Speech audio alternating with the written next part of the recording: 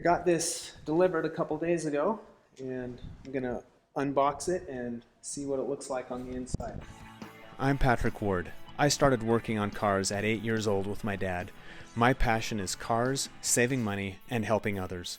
I've saved myself thousands of dollars with my own car repairs. In this channel, I'll show you simple to follow steps to fix your own car.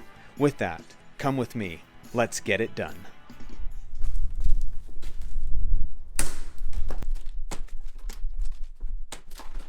This is the GENERAC 28-inch. It's a dual stage. Oh, wow, we should bring the camera over and take a look at this. Oh, it smells brand new. That's our snow chute.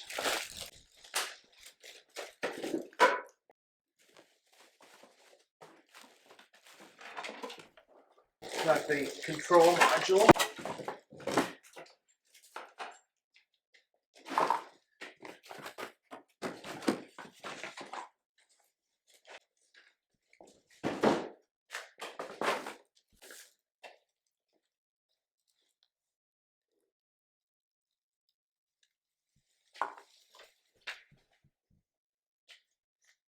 I ordered this online from Costco, and it was drop shipped from Illinois, I believe. And the quality of the construction of the box and the shipping container I'm really impressed with. It's very sturdy. Show you the top cardboard is probably, I mean, that's about that thick cardboard. And then it had also this wood piece on top. The instruction kit is going to be right in here. Let's see what's in here. Okay, so we've got some hardware components, some handles, and the owner's manual.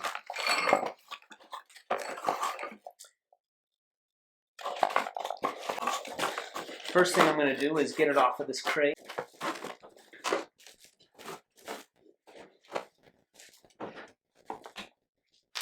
I'm going to be following the assembly instructions from the manual. First thing I did, I went through and found all the included assembly parts.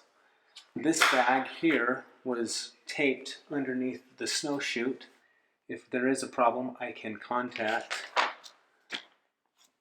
the GENERAC corporation, and they'll send me the parts. But next thing I'm going to do is install the handlebar assembly. There. Okay. It says to have a helper, but my helper is filming. So we're going to do this ourselves. I have to connect this piece here and thread it through the handlebar there. Thus, the helper is going to be necessary.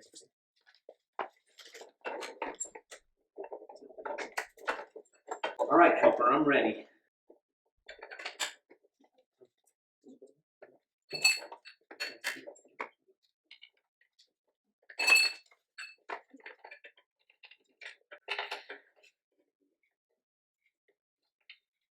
Let me get it out of there.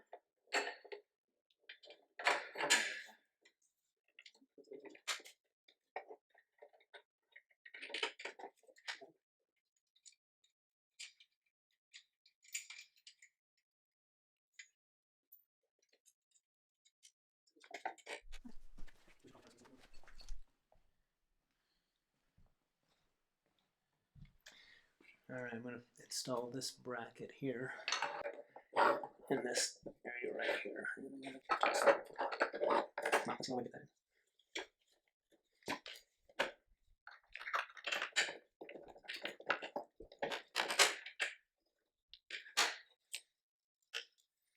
Well, that just was lucky that that lined up. Actually, a pretty easy install.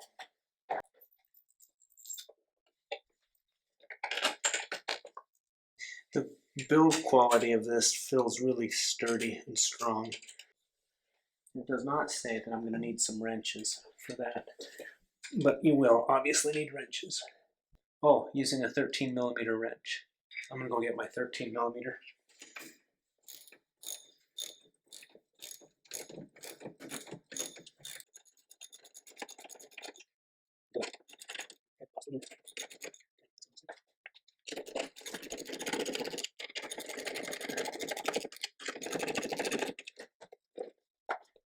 Engage.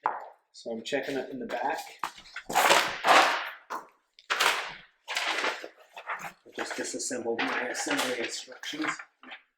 So this is my shift connection bar, and on the right side I've got my shifter, and up underneath here there's a little cotter pin. I'm going to pull it off. That's what it looks like. And this is on the right hand side here. It's this lever here. So I'm going to take this and I'm going to install it. Just slide it over that hole. And I'm going to install this pin again. Okay, so I've removed this pin and I'm going to install it on there. But I don't want this pin to fall out, so I want it to go, it was installed this way, which means gravity could just pull it out. And so I'm going to put it in that way. But this is going to be a little bit tricky. It's like trying to overhaul an engine through the exhaust pipe. Okay, got that. The other end I'm going to hook up to that right there. And that's right now a little bit too far forward. So I'm going to lift the shift lever up so it lines up.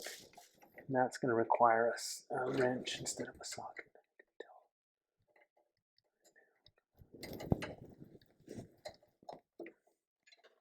Oh, it's got a thing in there that holds it on the back so you don't have to turn it.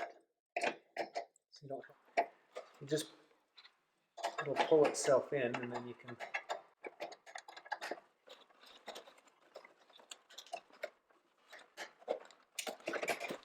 The next set of instructions is to install the chute assembly into the gear plate assembly. You'll notice there's 3 square holes, 1, 2, 3. And we're going to line those up with these square holes here. 1, 2, 3. And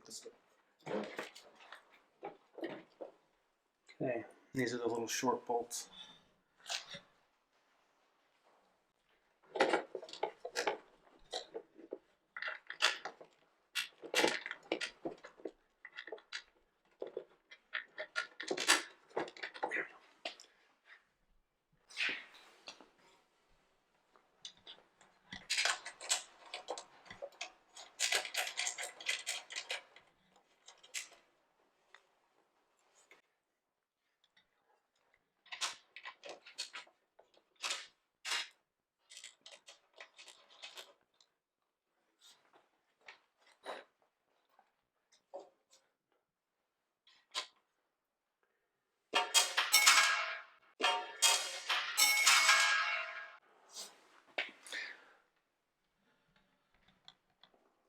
I was trying not to do that.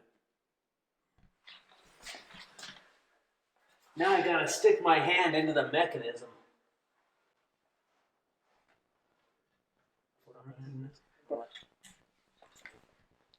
Finger.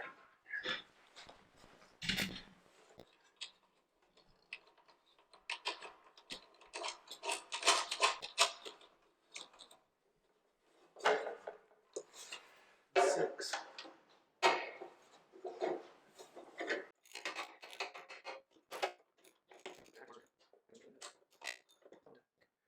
I'm on step 14, which is to screw the end of the rotation bracket cable W into the rotation bracket, into the rotation mechanism X. So I'm going to run it through here and I'm going to put it on the inside of this. Now if you notice there's a little bracket here, but it's a little off. It should be out a little bit more, but I'm going to put it in there because I think that's where it goes. And this, I don't want to have that be in the way, so I'm going to move that over. And I'm going to put that right in there.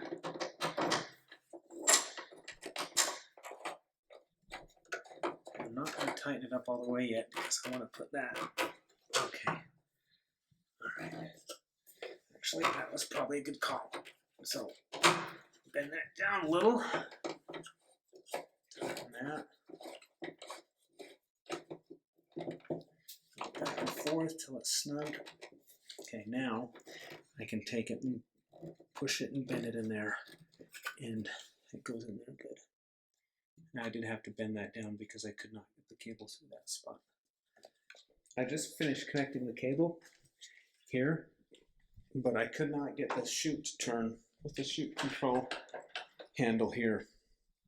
So I disconnected it again, and this, when that is disconnected, this just turns around and around. There's a cable down there, it's a square cable, and it just turns. So that told me that this was kind of bound up. So I kind of forced it and turned it with my hand, putting my hand here and turning the other end with my other hand. And it seems to be, it gets in the extreme, it's a little bit difficult. So it might just be that because it's new, it hasn't been used. So when I connected this cable here, this was kind of wound around, so I pulled that out of the way. This is the next step. First, thankfully those aren't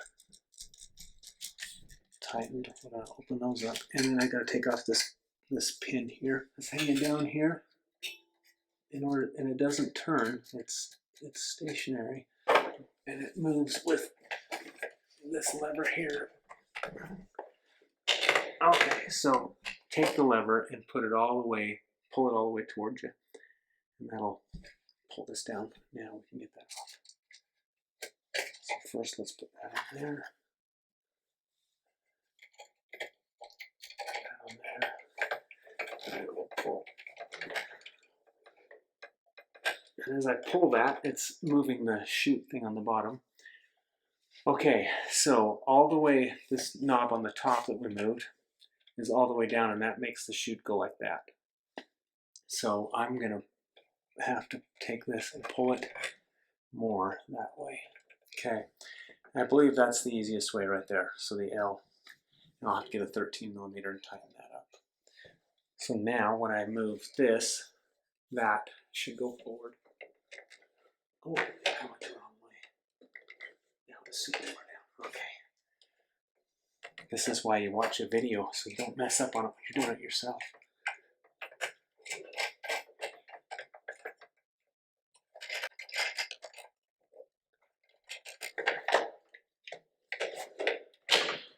Okay. This is a 13. Don't start it. Start it down. It's now time to install our handles. You take these plastic protectors off, and we're going to thread these on.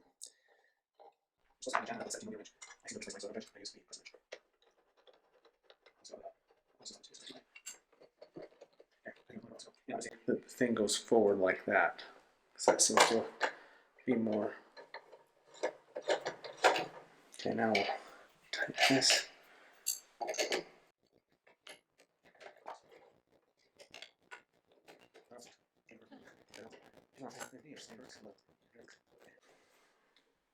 This is my headlight, apparently, and your hand warmers, I'm guessing. Or one of the last steps is to connect the cable for the hand heaters. We don't want it to interfere with the starter cable, so we're going to put it on the back side like that. Then this, I've got the wired connectors here and the wire connectors there, so I know that's going to go just like that. And push it together. All right. I've looked and looked, and I think the best place to do it is right here. It leaves nothing for that to plug into. If I can get it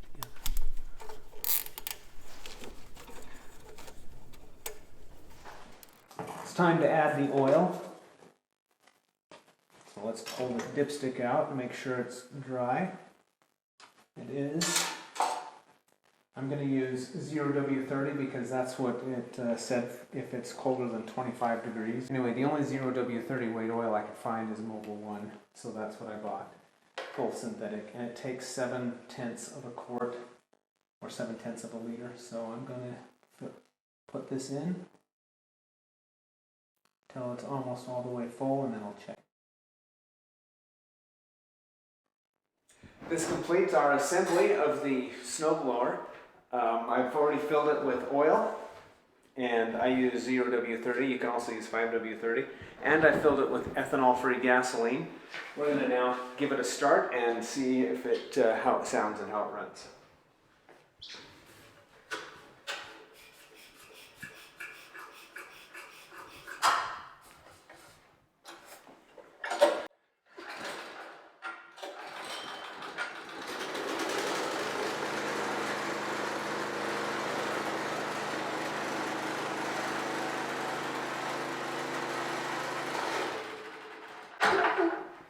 Okay, if you like what you've seen, subscribe to my channel, and don't forget to stay tuned.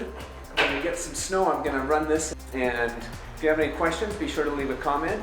As soon as we get some snow, I will run it again, and we'll do an evaluation and walk through and let you see how it works.